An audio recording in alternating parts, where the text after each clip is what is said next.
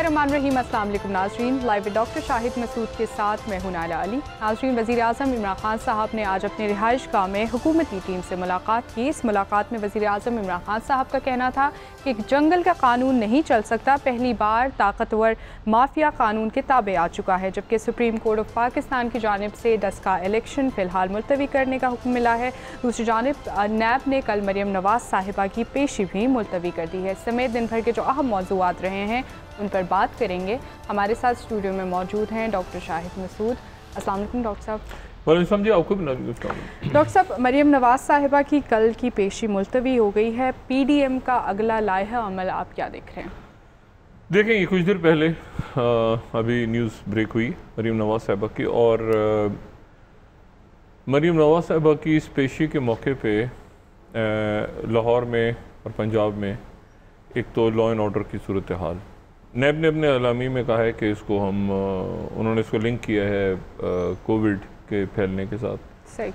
लेकिन जो दूसरा जो असल मामला है वो ये है कि मुस्लिम लीग नून की तरफ से कुछ देर पहले ये बात कह दी गई थी, बता दी गई थी इंतज़ामिया को, ये मैं ख़बर के तौर पे आपको बता रहा हूँ कि उनकी तरफ से कहा गया था कि मरियम नवाज़ साहिबा के साथ एक कार जाएगी नैब के दफ्तर तक, और बाकी जितना भी कारकुन हैं या जो PDM के बाकी रहनुमा हैं वो रेड जोन में दाखिल नहीं होंगे। ये जो मुज़ाकरात थे ये भी जारी थे शाम को, और 1-2 घंटे पहले ये बात तकरीबन कंप्लीट यानी तय हो गई थी कि कारकुन आगे नहीं जाएंगे, रेड जोन के बाहर तक वो एक गाड़ी सिर्फ होगी जो जाएगी और रहनुमा वगैरह बाहर ही रहेंगे।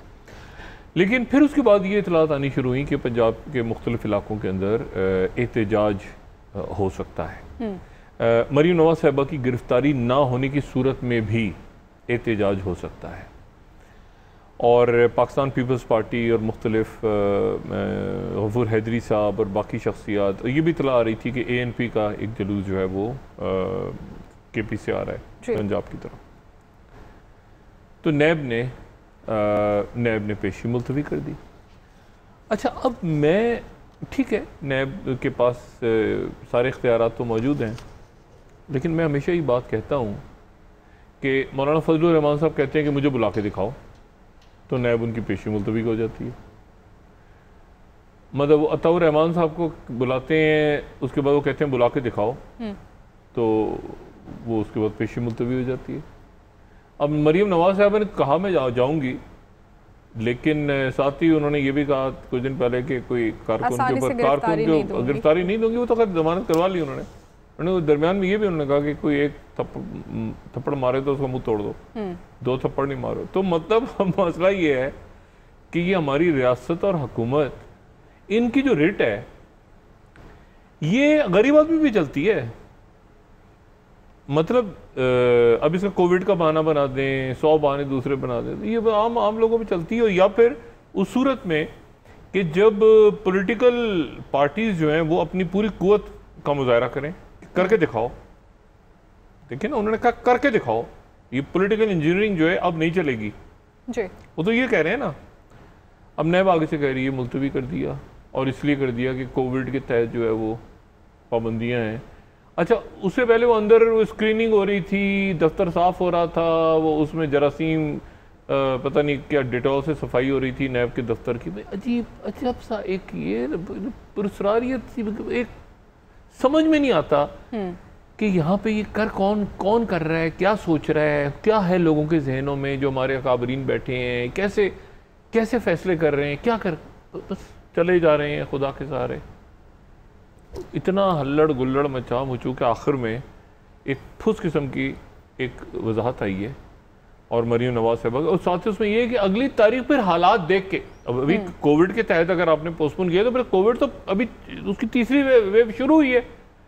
अच्छा, फिर अगर कोविड के तहत ये हुआ है तो फिर शहबाज शरीफ को क्यों लेकर आती हैं अदालतों में? आप फिर हमजा शहबाज तो खैर बाहर है, फिर बाकी जो मुल्जिमान को लाते हैं उठा के, तो वो सारे बंद करें। वज़ीर आज़म साहब ने भी आज मीटिंग की है। वज़ीर आज़म साहब ने तो मुझे नहीं पता कि वो तर्जुमानों का इजलास या तो कोविड के दौरान उन्होंने किया है, उस पर भी सवालात उठ रहे हैं। लेकिन मुझे अब ये बताएं ना कि अगर मरियम नवाज़ साहिबा की पेशी, नैब का अलामिया देखा है कि कोविड की लहर के पेश नज़र जो है वो मरीम नवाज साहबा पेश नहीं होगी, तो अदालतों में लोग कैसे पेश हो रहे हैं? गरीब हैं इसलिए, या किसी सियासी जमात के नहीं, या जिस तरह मरीम नवाज साहबा ने कहा था करके दिखाओ। तो मरीम नवाज साहबा ने जो एक स्टांस लिया हुआ है, तो इसका मतलब मुल्क उसी तरह चलेगा ना फिर। देखिए हुकूमत पीछे अच्छा जी, अब अगर शहबाज शरीफ ये बात कहें कि अब बुला के दिखाओ, तो फिर क्या होगा? तो उनकी जो आते हैं तो अदालत तो भरी होती है। आज भी शहबाज शरीफ साहब को जो बुलाए हैं, तो शहबाज शरीफ साहब ने कहा कि मुझे बराए करम कोविड की वैक्सीन लगा दी जाए। उनको अदालत में लाते हैं, उनको वैक्सीन नहीं लगी हुई अभी तक, एक शॉट भी उनको नहीं लगाया। तो अदालत ने आज हुक्म दिया कि उनको जी बीमार भी रहे हैं, उनको कैंसर रहा है। कैंसर की मतलब मैं इसलिए कह रहा हूँ कि हमने उनका देखा हुआ कैंसर जब, और उस वक्त कैंसर डायग्नोज हुआ था जब वो जलावतनी में थे। उसके बाद उनकी सर्जरी भी हुई, और फिर कैंसर की सर्जरी भी, कैंसर से बढ़ के फिर उनकी एक ज़ाहिर है मतलब बात नहीं करनी चाहिए, उनकी एक आंत का हिस्सा भी निकाला गया, बड़ी आंत का हिस्सा। अब उससे कतई नज़र बात ही है सारी कि अगर कोविड के तहत, अच्छा चलें जी ठीक है, कोविड के तहत पेशी नहीं हो रही, समझ नहीं आई बात, ना लोगों को ये समझा पा रहे हैं, ना लोग समझ पा रहे हैं इस चीज़ को। अच्छा, दूसरी जो बात है एक हुकूमती वजीर से मेरी बात हुई, एक खबर छपी हुई थी आज के डॉन में, तो मैंने तस्दीक करने के लिए एक हुकूमती वजीर को फ़ोन किया। वो खबर बड़ी अजीब है। वो खबर ये है कि जनाब, तो वो कहते हैं हाँ डॉक्टर साहब ये ऐसा हुआ है। खबर ये है कि 6 अदद वफाकी वज़रा को बुलाया गया है हमारे मुख्तदर हलकों की जानिब से, उनकी तलबी हुई है। अच्छा, और ये 6 वफाकी वज़रा वो हैं जो इमरान खान साहब की किचन कैबिनेट में, इसमें इत्तेहादी कोई नहीं है। सही। और उनको बुला के कहा गया है कि आप बहुत इंपॉर्टेंट वज़रा हैं, इंपॉर्टेंट पोर्टफोलियोज हैं आपके पास, और आप बड़ा अच्छा एक तासुर है कि अदारे और सब साथ हैं, लेकिन आपका नामा अमाल जो है वो कुछ मुनासिब नहीं है। ये आपके करप्शन और ये आपकी गवर्नेंस, ये उनके सामने रख दिए गए हैं 6 वज़रा के। सही। ये वज़रा जो हैं ये कहीं हवाओं में उड़ रहे थे कि हमें तो कोई पकड़ेगा, हमें तो पूछेगा नहीं हमसे। ये इमरान खान साहब की ये कोविड जिस दिन हुआ है उससे एक आध दिन आगे पीछे ये वाक़या, तो मैंने एक वज़ीर को फ़ोन किया, तो वो वज़ीर मौसूफ़ परेशान थे। मैंने कहा यार मैं नाम तो नहीं लेना चाह रहा, आप थे नहीं थे? कहते हैं यार डॉक्टर साहब छोड़ दें, आप ये ना करें व्हाट्सएप पे। मैंने कहा जी बात सुनिए, ये वाक़या हुआ है क्या आपकी किसी जगह पर तलबी करके आपके सामने आपका नामा अमाल रखा गया है कि करप्शन केसेस और ये सारे आपके ऊपर, और आप गवर्नेंस नहीं कर पा रहे, और पंजाब में और इधर और उधर ब्यूरो? तो उन्होंने खामोशी अख्तियार की। वो कहते हैं डॉक्टर साहब बस मैं मिलूंगा। तो बहरहाल कुछ हुआ है हमारे साथ कुछ हुआ है। अब इस पूरी सूरत हाल में इमरान खान साहब के पास तो जाहिर है कि ये भी मुमकिन है। अच्छा, मैंने उनसे पूछा, मैंने कहा कि ये मुमकिन है कि आप इमरान खान साहब की बात नहीं सुन रहे हो? इमरान खान साहब ने कहा कि जो इस्टेब्लिशमेंट है, मुख्तदर हल्के हैं, उनसे कहो कि यार ये आप ज़रा इनको आप ही बुलाएं और आप ही बुला के ज़रा इनसे बात करें, डायरेक्टली मेरी बात नहीं सुन रहे। वो कहते हैं बिल्कुल हो सकता है, ये बिल्कुल हो सकता है कि खान साहब ने उनसे, यानी जो हमारी इस्टेब्लिशमेंट है, उनसे कहा हो कि ये ज़रा वज़ीरों को बुला के, ये जो मुझे अब बता रहे हैं इनको बुला के ज़रा बता दें, ताकि ये खुद देख लें कि मैं इनके बारे में कोई बात नहीं कर रहा, बल्कि इनके बारे में जो वो खान साहब कहते हैं ना कि फाइलें तैयार हैं और वो सारा, तो इनको आप बुला के, तो फिर वहाँ बुलाया गया है उनको और बुला के उनके सामने चीज़ें रखी गई हैं। अच्छा, अब यानी वो कहते हैं कि यार ये भी हो सकता, तो मैंने कहा खान साहब से पूछ सकते हैं। कहते हैं हमने खान साहब हमारी मत मारी, हम खान साहब से पूछे, ये हमें पता है कि खान साहब को ये बात पता है कि हमें बुलाया गया है। अब इस पूरी सूरत हाल में इमरान खान साहब जो हैं, ये उनकी, मैंने आपसे कहा ना इत्तेहादी नहीं है, ये वो है जो किचन कैबिनेट है, कराची के भी वज़रा हैं उसमें। अब उनके ऊपर जनाब ये सारे मामलात हैं, उनकी गवर्नेंस, और तो वो अब कैबिनेट का रिशफल कैसे करना है, खान साहब ने कैसे इसको ऊपर नीचे करना है। वज़ीर आज़म साहब एक्शन क्यों नहीं लेते? नहीं, वज़ीर आज़म साहब एक्शन तो लेंगे, लेकिन देखिए मेरा नुक्ता नज़र ये है कि ये अच्छा हुआ है, ये अच्छा हुआ कि वो किसी के दिमाग में अगर ये चढ़ा हुआ था कि यार हमारे उनको हमें पकड़ धकड़ करने वाला कोई नहीं है, तो उनको भी बताया गया कि 1 मिनट ठहर जाए, आपकी वजह से पूरी हुकूमत जो है वो आप एक जो है वो मतलब एक धब्बा है, ठीक है, और ये आपके हरकतें ये हैं। अच्छा, यकीनन खान साहब को इस बात का इल्म है। लेकिन असल बात जो है वो खान साहब से हट के इस्टेब्लिशमेंट की तरफ से उनको कहा गया। और अब ज़ाहिर है खान साहब ने 2-3 दफ़ा 5 दफ़ा 10 दफ़ा कहा होगा कैबिनेट में, तो वो वजीर अब डरे हुए हैं कि यार ये खान साहब को तो भी पता है, उधर भी पता, हम फंस गए बीच में। तो खान साहब को जो आज इजलास था वो उनके तर्जुमानों के साथ था, बुनियादी तौर पर काबीना का नहीं था जी। तो लेकिन अब इसमें कैबिनेट रिशफल तो बहरहाल करनी है, कैसे करनी है। इमरान खान साहब ने ये जो दिन है, अल्लाह ताला उन्हें सेहत दे, इसमें यकीनन सोच विचार का उनको मौका मिल रहा है कि देख रहे हैं कि कैसे मामलात को आगे लेके चलना है। दूसरी जो बात है जो अहम है वो ये है कि आज पंजाब के बल्दियाती अदारे बहाल हो गए सुप्रीम कोर्ट की जानिब से। अच्छा, पंजाब के बल्दियाती अदारे बहाल हो गए हैं और वो कोई सेक्शन 3 के तहत गालिबन जो सुप्रीम कोर्ट का फैसला है, पंजाब के बल्दियाती अदारे जो हैं वो तो तमाम के तमाम, यानी आप समझे, मुझे इल्म नहीं कि कितने फीसद, लेकिन तमाम के तमाम मुस्लिम लीग नून के हैं। ठीक। और ये भी पूछा गया सुप्रीम कोर्ट से कि बाकी 3 सूबों के बल्दियाती अदारे क्यों नहीं, उनकी क्या पोजीशनिंग है। तो वहाँ जो बताया गया वो ये बताया गया अदालत को गालिबन के वहाँ मर्दमशुमारी के इश्यूज हैं। सही। अदालत के रिमार्क्स ये थे कि एक नोटिफिकेशन के तहत आप तमाम मुंतखब अदारों को घर नहीं भेज सकते। ये बल्दियाती अदारे जब ख़त्म हुए थे तो ये था कि 1 साल के अंदर दोबारा इलेक्शंस होंगे, फिर उसके बाद वो एक्सटेंड हो गया था ऑर्डिनेंस वगैरह के तहत, अदालत ने बहाल कर दिए। अच्छा, अब ये बहाल जो हो गए हैं अदारे तो पंजाब में, तो अब देखना ये है कि अब पंजाब के अंदर गवर्नेंस कैसे होगी, इख्तियारात किसके पास होंगे। नहीं, इख्तियारात तो देखें, बल्दियाती अदारे अगर बहाल हो गए हैं तो ग्रास रूट लेवल पे तो मुस्लिम लीग बहाल हो गई है, मुस्लिम लीग नून है। देखें ना, उनके नाज़िम, उनके मेयर, उनके, तो वो सारा जो एक, यानी ऊपर देखें ऊपर बुज़दार साहब हैं, फिर उसके बाद अरकान कौमी असम्बली हैं, फिर सेनेटर्स भी हैं, फिर MPAs भी हैं, और नीचे ग्रास रूट के ऊपर बल्दियाती अदारे पंजाब में बहाल हो गए हैं। दूसरी खबर, दूसरी ये बड़ी एक अजब सी बात है। और तीसरी जो बात है वो ये है कि ये जो आने वाले दिनों में, अब मैंने आपसे कहा ना कि ये खान साहब को ये एक तरह से अच्छा हो रहा है, इसे उसकी वजह ये है कि उनके जो लोग हैं वज़रा, या उनके जो वज़ीर आला हैं, या जो वज़रा हैं पंजाब में, या MNAs या MPAs हैं, अब उनके लिए बहुत बड़ा चैलेंज आ गया है।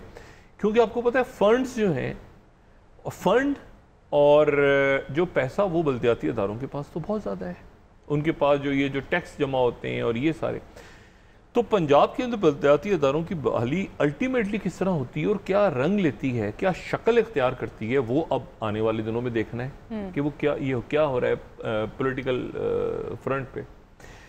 अच्छा, अब इसमें एक बात जो और अहम है वो ये है कि 50 करोड़ डॉलर की जो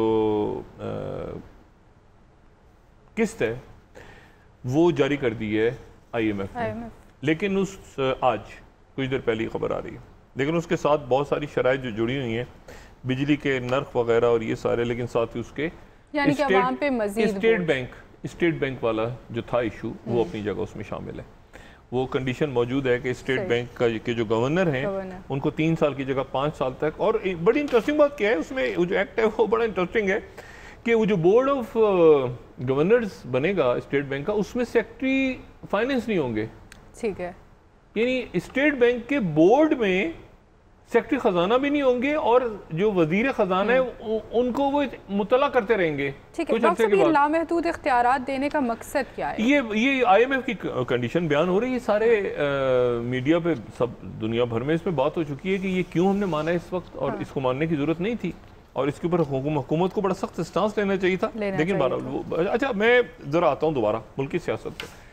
सारी की सारा का सारा जो कुछ हो रहा है ये जुड़ा हुआ है आपके उस पड़ोस के हालात से, और ये आपको नजर भी आएगा आने वाले दिनों में। लेकिन आज हमारी वो जो अच्छा, एक तो समझ से बाहर है, वो 23 मार्च की परेड 25 मार्च को हुई है, लेकिन तकारीर में जो है वो एक का तकरीर ऐसी हुई है, उसमें कहा गया कि आज 23 मार्च की मुनासबत से वो लिखी, उसको चेंज करने की भी जो है वो जहमत गवारा नहीं किया, शख्सियत ने मारा, लेकिन परेड जबरदस्त थी। लेकिन मैं सुन रहा तो मैं कहा यार ये क्या, इनको नहीं पता 25 तारीख है। बहरहाल बड़ी ज़बरदस्त परेड हुई और कमाल उसमें जो हमारे एयरफोर्स और बाकी जो दस्ते आ रहे थे, और टर्की के भी उसमें थे लोग, और मेरे ख्याल से बरतानिया के भी उसमें थे कोई जो गेस्ट आए हुए थे, और जिस तरह से उन्होंने जहाज़ों का दिखाया है F-17 थंडर और बाकी कमाल का, बड़ा खूबसूरत, बड़ी खूबसूरत परेड थी। तो कौम को मुबारक हो, और जिन तमाम लोगों ने शिरकत की उसमें उनको भी,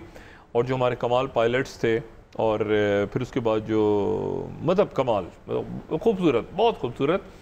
और जाहिर है कि उतनी बड़ी नहीं हुई जितनी बड़ी हो सकती थी। कोविड के अंदर इस्लामाबाद पिंडी में बहुत रिस्ट्रिक्शंस हैं, तो उसके बावजूद इतना खूबसूरत अगर डिस्प्ले हुआ, अगर आप सोचें ना ये आम हालात होते तो उसमें ये कई गुना खूबसूरत होता, उसके बावजूद बहुत कमाल, बहुत कमाल।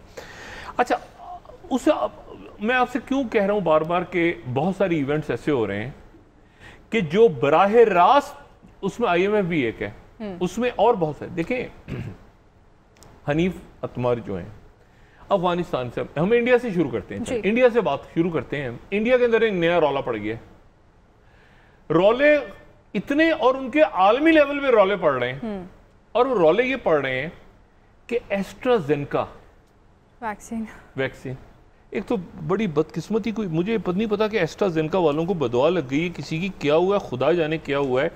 वो एस्ट्राजेनेका जो है वो कोविशील्ड के नाम से तैयार हो रही है इंडिया में।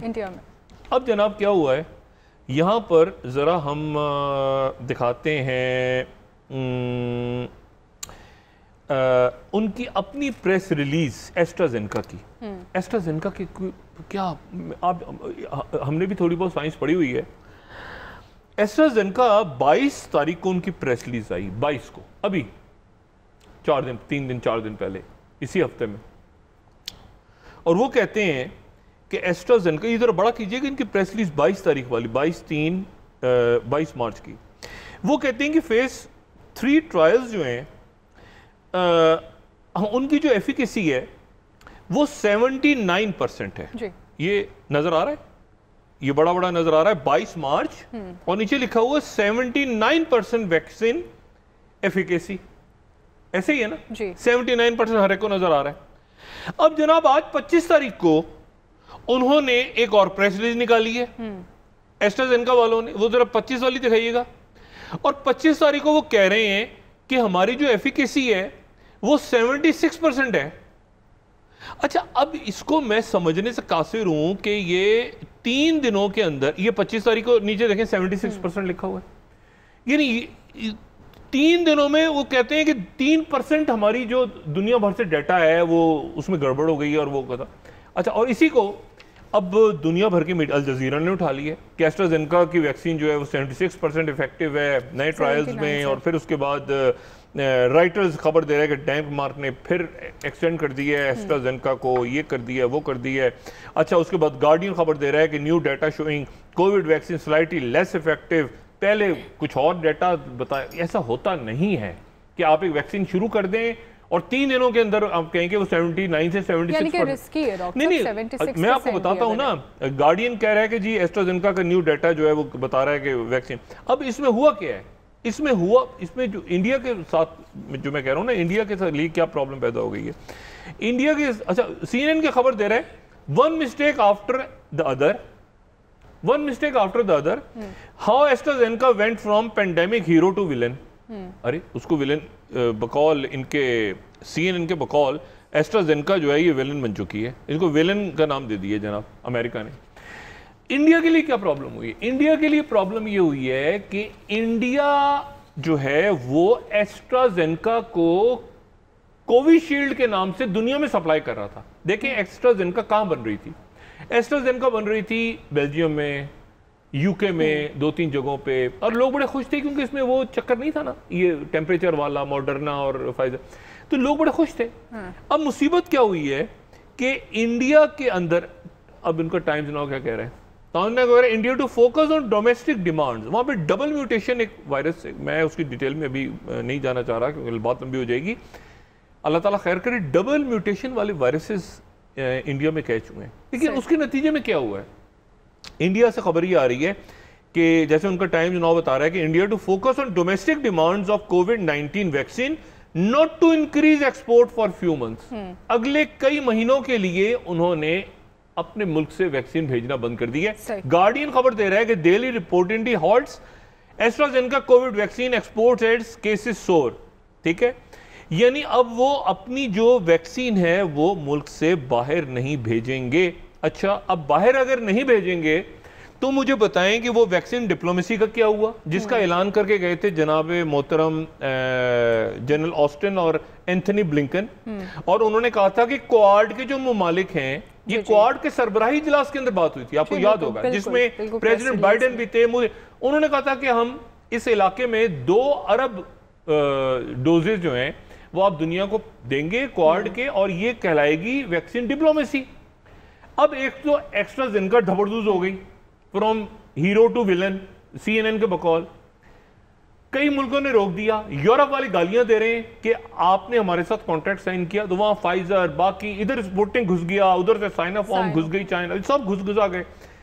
इंडिया ने एक्सपोर्ट ही रोक दी उसकी, बजाय इसके कि आप उसको दुनिया को बताएं कि भाई ये सीरम इंस्टीट्यूट वाले, और इंडिया में बड़ी जबरदस्त वैक्सीन तैयार हो, बहुत अच्छी है, हमारे पास कई दवाइयां, कई बेशुमार मेडिसिन, पाकिस्तान इंडिया बड़ा एक ताल्लुक रहा है हमारा। उन्होंने जनाब वैक्सीन ही रोक दी इस मरहले पे। क्यों रोक दी? इसलिए कि केसेस हमारे यहाँ बढ़ रहे हैं तो हम दुनिया को नहीं देंगे। जहां ऑर्डर्स दिए हुए थे वहां भी रोक दिए इंडिया ने। अच्छा, अब जनाब क्या हुआ है, वक्फे में थोड़ी देर है तो मैं आपको बात करूं। एक और मामला हो रहा है, वो मामला ये बहुत इंपॉर्टेंट है पाकिस्तान के लिए इस वक्त। एक तो ये है कि वहां हमारा वाटर कमीशन इंडिया वापस आ गया, कोई फायदा नहीं हुआ। ठीक है, जो मैंने कहा ना कि हम अपनी जो हमने बातचीत कैसे करनी है वो टर्म्स तय करना उनके लिए भी जरूरी है, इंडिया के लिए भी जरूरी है, हमारे लिए भी जरूरी है। अब जनाब क्या हुआ, हनीफ अतमार जो हैं वो वहां 3 रोज रहकर आए हैं, और मैं उनके अफगानिस्तान के फॉरेन मिनिस्टर रहकर आए हैं, और साथ ही इस हफ्ते अभी 2-3 दिन के बाद ताजिकिस्तान में शाह महमूद कुरैशी और जयशंकर की मुलाकात हो रही है। ठीक है, हार्ट ऑफ एशिया कॉन्फ्रेंस है, और देखते हैं कि 1-on-1 मुलाकात दोनों की होती है या नहीं होती। लेकिन इंडिया वहां पे बुलाया गया है, और उसके बाद इंडिया को बुलाया गया है टर्की में भी। लेकिन प्रॉब्लम क्या हो रही है? प्रॉब्लम इंडिया के लिए यह हो रही है कि इंडियन गेम से अफगानिस्तान की गेम में इंडिया कहां है, क्योंकि ना उनको बुलाया गया दोहा किसी मरहले पे, ना उनको बुलाया गया मॉस्को, और ना ही वो किसी भी, और इंडिया, एक बात जहन में देखिए, इंडिया के बहुत गहरे ताल्लुक आते हैं अफगानिस्तान, और इंटरेस्टेड भी बहुत है। नहीं, वो सरहदी गांधी देखें, उस वक्त से बादशाह खान के दौर से लेके और फिर उसके अचर जई साहब के दौर तक वो कांग्रेस के साथ थे, एक तारीख उनके, और बड़ा उनका रोल इंडिया का एक रहा है हमेशा अफगानिस्तान। उसके बाद जब जाहिर शाह का तख्ता उलट दिया दाऊद ने, उसके कजन ने, जाहिर शाह मुल्क से बाहर थे, दाऊद ने उनका कजन जो तख्ता उलट दिया, तो 73 के अंदर सबसे पहले इंडिया ने तस्लीम किया, और सोरेन सिंह आ गए जनाब काबुल, और दाऊद पहुंच गए दौरा करने के लिए दिल्ली का। और उसके बाद जब 78 में दाऊद की पूरी फैमिली का कत्ल हो गया, और वहां पर ये सोवियत बैक गवर्नमेंट्स आना शुरू हुई, जिसमें नूर मोहम्मद तरकी आए, मैं जुमला पूरा करूं, नूर मोहम्मद तरकी आ गए, बबरक कारमल आ गए, फिर नजीबुल्ला आ गए, ये सारी, इन तमाम गवर्नमेंट्स को इंडिया ने एक्सेप्ट किया, और इंडिया ने फिर उसके बाद नजीबुल्ला का जब कत्ल हुआ 1996 में, 4 साल तक नजीबुल्ला कहता रहा 1992 से लेकर 96 तक कि मुझे इंडिया किसी तरह बचा के ले जाए। इंडिया नहीं बचा सका, नजीबुल्ला को कत्ल कर दिया था। क्या वही वक्त दोबारा आ गया कि इंडिया के जो लोग वहां मौजूद थे उनको फिर इंडिया ने डंप कर दिया? सही हो गया डॉक्टर साहब, और इंडिया अफगानिस्तान, इस पर मजीद आपसे बात करेंगे, एक क्विक ब्रेक ले लेते हैं, नाज़रीन वापस आएंगे, डॉक्टर साहब से इसी मौजूद पर बात करेंगे, हमारे साथ रहिए।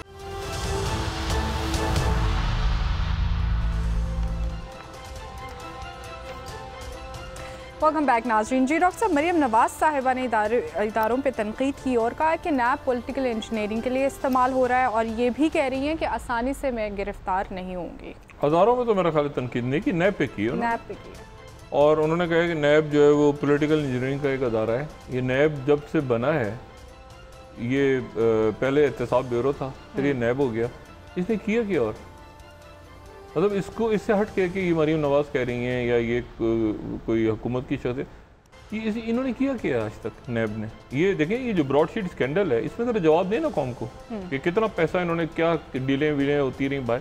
और दूसरी बात ये है कि बच्चे को पता है कि क्या हुआ उस वक्त। मुस्लिम ये नून में से शीन और शीन में से नून निकालने का तो तजुर्बा है। ये पैट्रियट कैसे बन गई थी, वो उसके बाद वो मुस्लिम लीग काफ बन गई थी, कभी ये बन गया था, वो बन गया था, इधर से उधर जाते हैं, वो पाक साफ हो जाते हैं हुकूमत में। ये खान साहब को हम ये कह के थक गए कि आप ये मौका ना दें लोगों को, अब अक्रॉस द बोर्ड करें अकाउंटेबिलिटी के। इधर से उठा के जो है वो एक आदमी पीटीआई भी चला गया तो हो गया, और उधर से उधर चला गया, तो ऐसे तो उसकी वजह से आज ये मौका मिला बात करने का।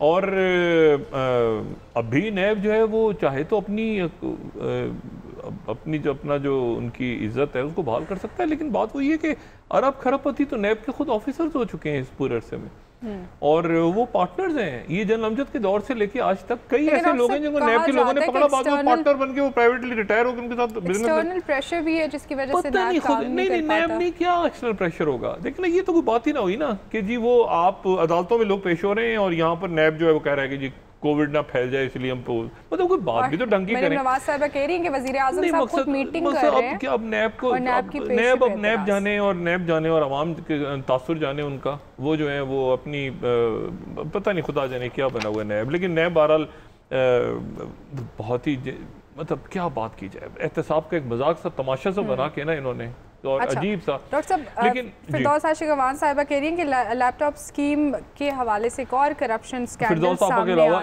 एक आध और में गैर हम बात कर लेते हैं, फिर उसके बाद ये अहम तरीन बयान आ जाते हैं।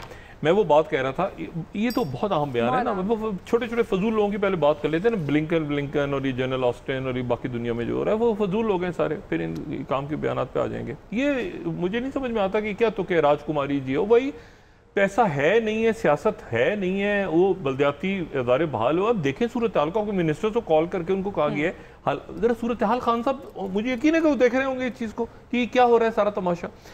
बात ये सारी कि देखिए इसमें जो मैंने आपसे बात की ना कि इंडिया को क्या ये महसूस तो नहीं हो रहा, इंडिया एक दफा डंप कर चुका है अफगानिस्तान को, जो मैं बात कह रहा हूं बरस की इन्वेस्टमेंट। लेकिन क्या हुआ, बबरक कारमल, नूर मोहम्मद तराकी, ये सारे लोग जिनको, और फिर नजीबुल्ला एक तारीख वाकया है नजीबुल्ला का जो कत्ल है। नजीबुल्ला जो थे वो इंडिया जाने की कोशिश कर रहे थे, जब वो तालिबान आ गए और कब्जा हो गया 92 के अंदर, नजीबुल्ला ने पूरी कोशिश की कि मैं पनाह ले लूं भारत के सफारत खाने में।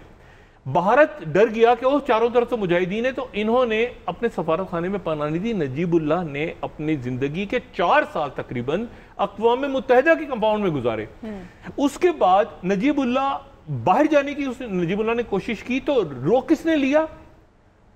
जनरल दोस्तम और अहमद शाह मसूद। ठीक है, अहमद शाह मसूद उस वक्त काबुल एयरपोर्ट पे थे और रशीद दोस्तम जो थे वो उनके साथ थे।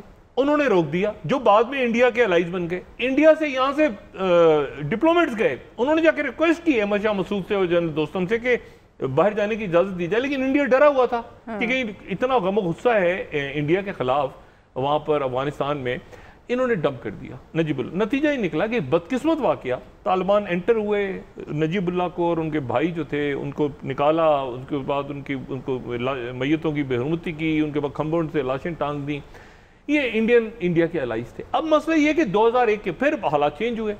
2001 के बाद इंडिया नॉर्दर्न अलायंस के साथ चला गया, नॉर्दर्न अलायंस, फिर उसके बाद अमेरिका के साथ, फिर सलमा डैम बन रहा है, फिर इंदिरा गांधी एयरपोर्ट बन रहा है, अस्पताल बन रहे हैं, वो चाबार की इन्वेस्टमेंट होगी। अब जब एंड गेम कह लें या न्यू ग्रेड गेम कह लें इसको, इसको जो वक्त आया तो इंडिया फिर बाहर है। तो इंडिया जो है वो अब सवाल ही पैदा, अच्छा इंडिया की जो हरीफ थे नॉर्दर्न अलायंस, वो बैठे हैं रशिया के साथ, रशिया से फड्डा पड़ा हुआ है, और वो अब इंडिया जो है वो यहाँ सारे फैसले तो हो चुके हैं। ब्लिंकन ने कह दिया है कि आप यहाँ पर जो है एक केयर टेकर कैबिनेट बनेगी।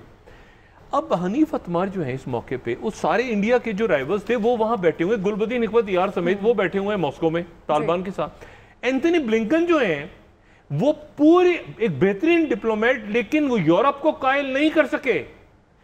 नेटो से ये जो डेली सभा आज का क्या रिपोर्ट कर रहा है, ये डेली सभा रिपोर्ट कर रहा है कि US NATO have strong interest in keeping Turkey close.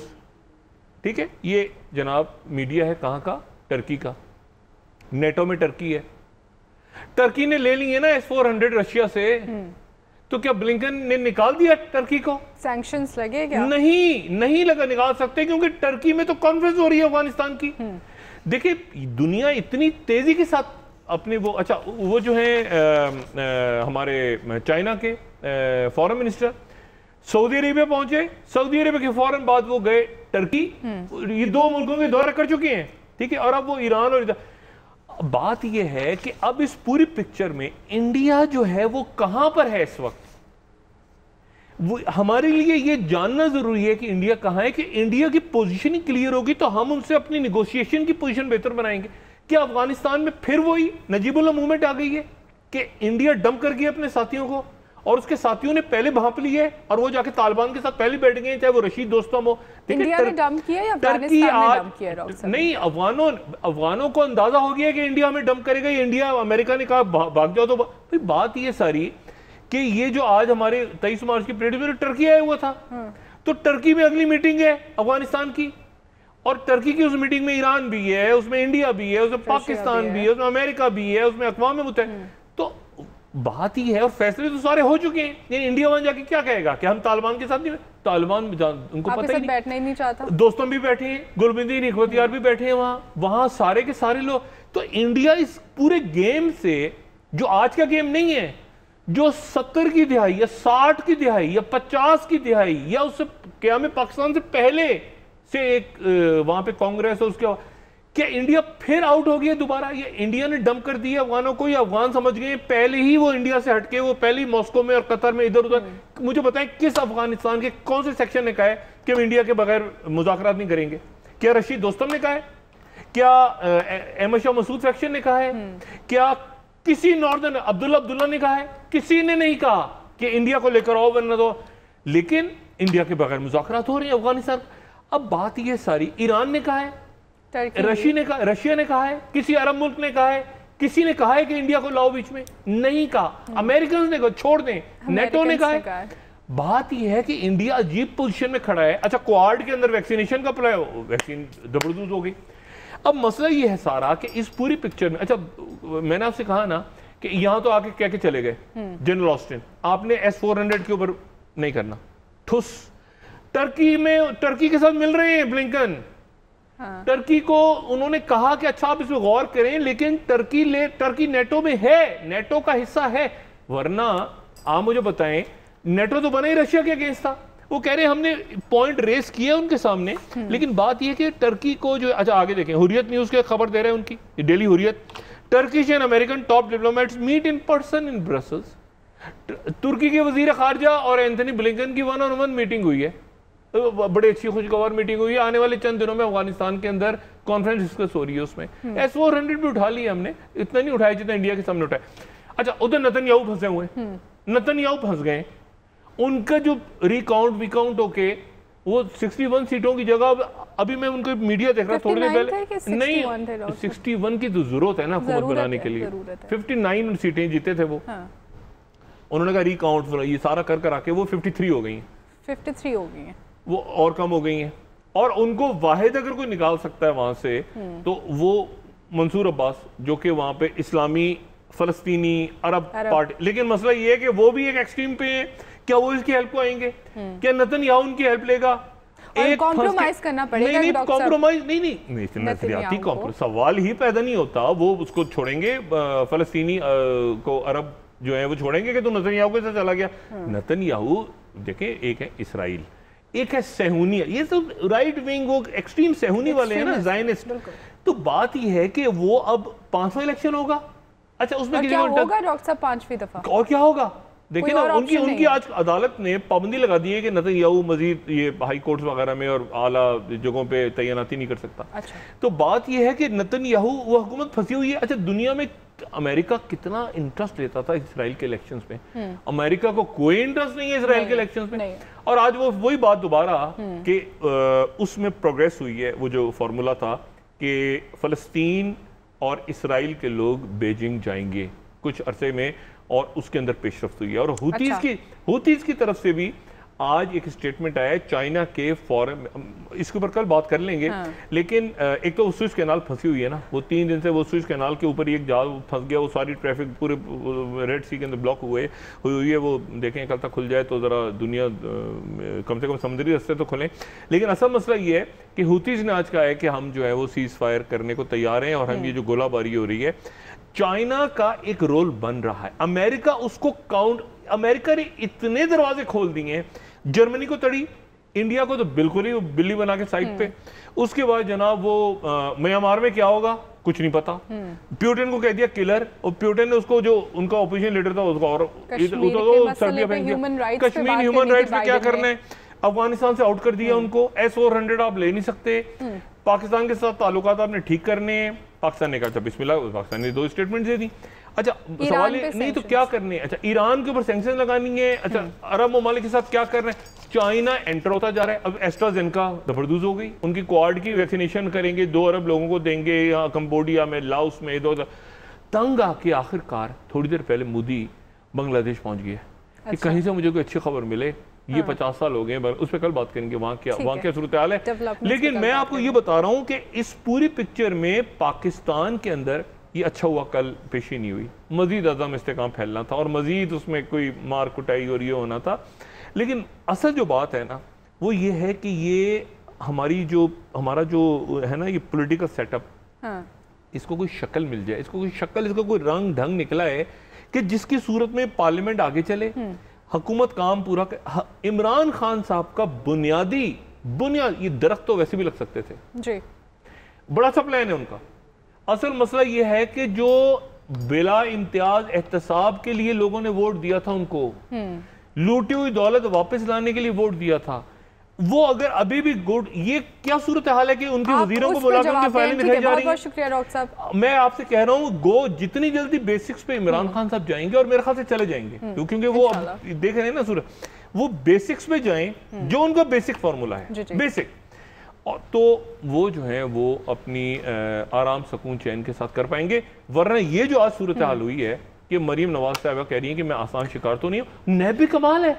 बहुत बहुत शुक्रिया डॉक्टर साहब, कल इस पे बात कर लेते हैं। बहुत शुक्रिया नाज़रीन, प्रोग्राम का वक्त खत्म हुआ। की लोगों तो कोविड के चक्कर में पेशी मुलतवी कर दी गई है। अच्छा ठीक है, कल मजीद बात करेंगे डॉक्टर साहब। नाज़रीन, प्रोग्राम का वक्त खत्म हुआ, कल इंशाल्लाह दोबारा आपसे मुलाकात होगी। मुझे नाइला अली को इजाज़त दीजिए, अल्लाह हाफ़िज़। जी डॉक्टर, हमारी दुनिया तारीफ करती है। अच्छा बयान के नीचे लिखा होता है दुनिया के मोतबर तरीन अदारा, दुनिया हमारी तारीफ, अक़वाम मुत्तहिदा से लेके वो हमारी चांद से लेके नीचे आपको अपनी तारीफें करते हैं, और लोग उसके नीचे 3 हरूफ भेज रहे होते हैं कि ये क्या है भाई। अपना दोस्तों रिश्तेदारों को के लोगों का सब ख्याल रखिएगा। अल्लाह हाफ़िज़।